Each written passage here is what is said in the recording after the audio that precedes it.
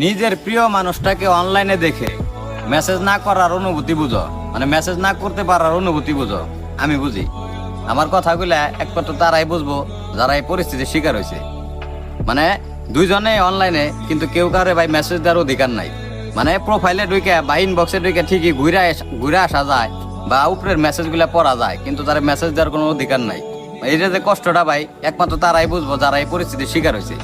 আমি ভাই আমার নিজের অভিজ্ঞতা থেকে এই জিনিসটা শিখছি ভাই, দেখছি কতটা কষ্ট লাগে। মানে দুইজনে অনলাইন আছি কিন্তু কোনো অধিকার নাই, মানে অধিকারটা সে হারাই ফেলাইছে। সে এক সময় আমারও খুব ভালোবাসতো, কিন্তু আজও ভাই আমি বিশ্বাস করেন, মানে আমি তার ইনবক্সে ঠিকই ঢুকে তার প্রোফাইলটাও চেক করে তার ফ্রেন্ড লিস্টে কারা কারা আছে তাও দিই, তার ছবিতে কারা কারা কমেন্ট করে লাইক করে আমি তাও দিই, কিন্তু তার মেসেজ করার মানে অধিকারটা আমার নাই। বা নিজের বিবেক থেকেও বাধা দেয় যে তুমি কারে মেসেজ করতেছো, মানে আমার বিবেক থেকে কয় যে তুমি কারে মেসেজ করতেছো, ওই তো আর তোমার না। মানে সে অনেক আগেই ভাই আমার ছেড়ে চলে গেছে গা। মানে একটা সময় ভাবি ভাই, মানে এতগুলা মেসেজ, এত স্মৃতি, এত মায়া সে কিভাবে ভুলে গেল।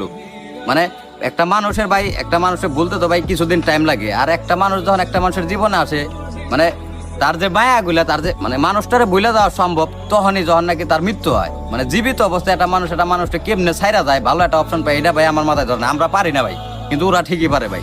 তারপর আমি একটা কথা কই ভাই, আমি যে পরিস্থিতির শিকার হয়েছি, এই পরিস্থিতির শিকার জানি ভাই কেউ না হয়। আল্লাহ সবাই ভালো রাখুক।